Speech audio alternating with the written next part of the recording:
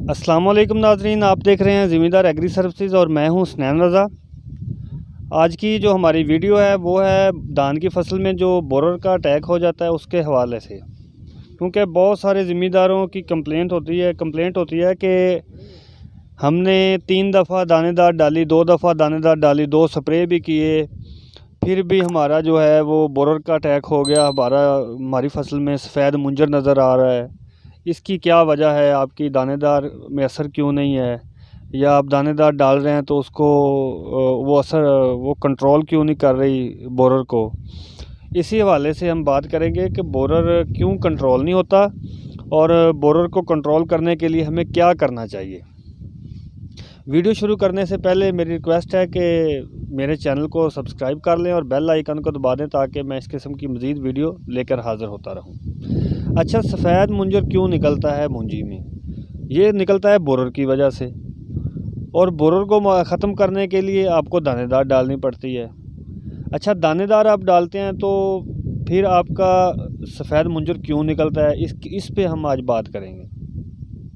Actually होता क्या है कि फार्मर ख़र्चा उतना ही करता है जितना एक अच्छा ज़मींदार जो अच्छी पैदावार ले रहा होता है, आम फार्मर ख़र्चा उतना ही करता है, लेकिन उसकी पैदावार मुतासर इसलिए होती है कि जो अग्रेसिव फार्मर होता है वो अपनी फसल को ऑब्ज़र्व करता है और टाइमली हर काम करता है, टाइमली अपनी फील्ड को जो भी उसकी रिक्वायरमेंट हो वो पूरी करता है।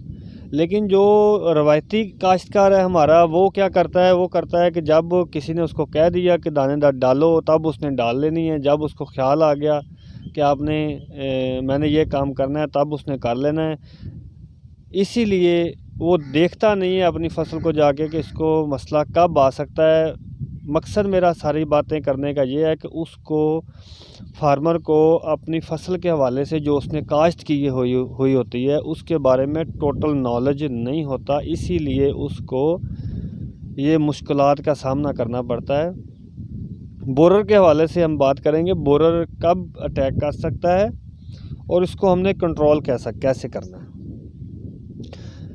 जब आपके हाइब्रिड हैं, जब वो हाइब्रिड आपके 20 से 25 दिन के हो जाते हैं ना, तब जो है अपना पौधा, उसके सिट्टे को अगर आप खोल के देखेंगे ना 25 दिन पे, हाइब्रिड के सिट्टे को 25 से 30 दिन के जो सिट्टा जो होगा, नाड़ होगा, उसमें आपको नन्ना मुन्ना सा एक सिट्टा नज़र आएगा।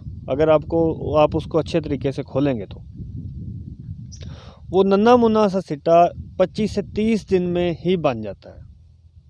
लेकिन ज़मींदार जब 10-15 दिन लेट डालता है दानेदार, तो उसको नुकसान ये होता है कि जब वो छोटा सा जो सिट्टा बना हुआ होता है उसको अगर बोरर सूंघ भी जाए तो फिर उसको जितनी मर्जी दानेदार आप डाल लें, फिर उसने सफ़ेद ही निकलना है। इसलिए जो आपने पहली दानेदार डालनी है वो आपने 20 से 25 दिन के अंदर हर सूरत आपने डालनी है। क्योंकि जब वो सिट्टा बन रहा होता है या बन गया होता है तो उस टाइम अगर बोरर का अटैक हो तो फिर वो सिट्टा महफूज रह सके। पहली दानेदार अगर आप 20 से 25 दिन के अंदर डाल लेंगे तो फिर इंशाल्लाह आपका जो फर्स्ट स्टेप है बोरर के अटैक का, इंशाल्लाह वो कंट्रोल हो जाएगा।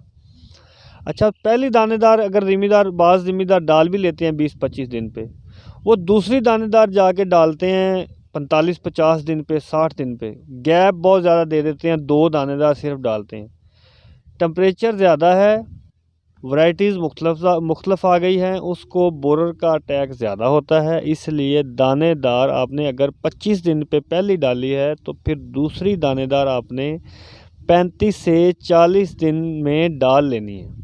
35 से 40 दिन की जब आपकी फसल हो जाए, दूसरी दानेदार आपने लाजमी तौर पे डाल लेनी है ताकि पहली दानेदार का असर ख़त्म होने से पहले आप दूसरी दानेदार डाल लें। जब आप दूसरी दानेदार डालेंगे तो फिर आपने 50 से 55 दिन की जब आपकी फसल हो जाए तो आपने तीसरी दानेदार भी उस टाइम उसको डालनी है ताकि दूसरी दानेदार का असर ख़त्म होते होते आपकी तीसरी दानेदार डाल जाए।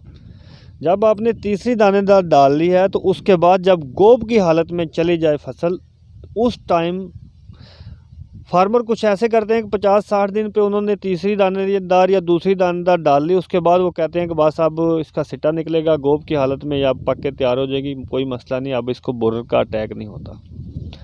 टॉप बोरर का अटैक हो सकता है जब आपकी फसल गोब की हालत में जा रही हो, उस टाइम आपने टॉप बोरर का एक अच्छा स्प्रे करना है। टॉप बोरर का अगर आप गोब की हालत में स्प्रे कर लेंगे तो फिर इंशाल्लाह, टॉप बोरर का अगर आप स्प्रे गोब की हालत में कर लेंगे तो इंशाल्लाह आपकी जो फसल है वो बोरर से मुकम्मल तौर पर महफूज रहेगी और आपका इंशाल्लाह 1% भी जो सिट्टा है वो सब्ज़ नहीं निकलेगा।